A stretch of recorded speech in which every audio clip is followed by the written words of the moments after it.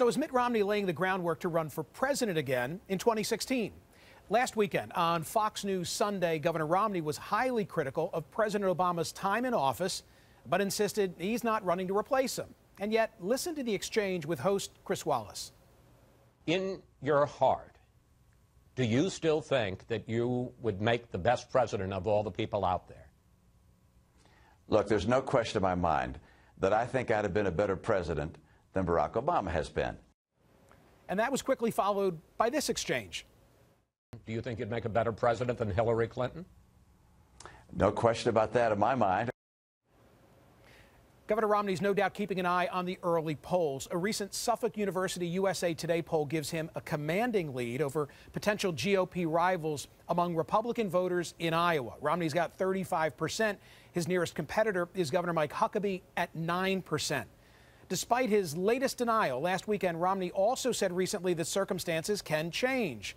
And all of this made me think about Richard Nixon, who ran and lost to JFK in 1960, and then after a series of denials, ran again in '68 and won. So let's talk to one of the smartest people in politics about all this, Pat Buchanan, who worked in the Nixon White House. He's also the author of The Greatest Comeback, How Richard Nixon Rose from Defeat to Create the New Majority. And Pat joins me now. You know, Pat, the more he says no, the more I think he's read your book and that he's following a script that was set by Nixon in the 60s. What are you watching? I see something of the same thing. Richard Nixon, of course, had lost for president, and he lost in 1962 to Pat Brown, and he said, I'm all through with politics. You won't have me to kick around anymore. And in 1966, Michael, which is comparable to this year for the 2016 campaign, Nixon went out after LBJ day and night on that campaign. We went into 35 states, 80 congressional districts. Nixon was on Johnson's case. He campaigned for liberals. He campaigned for conservatives. He campaigned for moderates and for everyone. And at the end, he engaged Lyndon Johnson. I think Governor Romney seems to be pursuing this strategy, and it's exactly the right one, I believe, if he wants to run for president. And I don't have, from my vantage point, which is outside, I don't have any doubt that Mitt Romney would like to be president of the United States and believes he'd be a good one. Do you think that he's going about this in a manner to set up a draft, that having run and lost twice, that he doesn't want to announce his candidacy in a conventional way, but as I think you've just hinted, he goes out, he pays his dues, he does the circuit, and sets up a circumstance where continually Republicans are saying, oh, Mitt, you got to get into this thing? Look, I don't go along with the draft thing. Richard Nixon, what we did when we got to 67, 68, Michael, was Richard Nixon said, I'm going to have to win this in the fires of the primaries. I'm going to have to win every one. I'm going to have to get rid of this loser image, and the way you get rid of it is going in and inviting every Republican in and beating every one of them. I don't think if Mitt Romney wants to be president, and I believe in his heart he's got to want to be president, he ran twice, I think if he's going to do that, he's going to have to get in and do battle and win the nomination, and I don't think people are going to come and offer it to him on a golden platter. I do think when you take a look at the candidates Romney would be running against in his bracket, if you will, the establishment centrist candidates, you take a look at Chris Christie and Jeb Bush, I don't know why Mitt Romney should look at them, all of them have drawbacks, and say, I can't beat those fellas and get into the finals.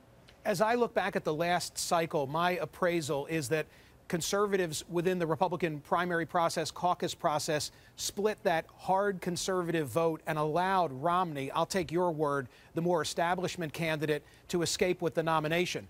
If Christie goes, if Bush goes, if Romney goes, might the establishment vote now be divided within the process, allowing a conservative, maybe Pat Buchanan, I don't know, to capture the nomination?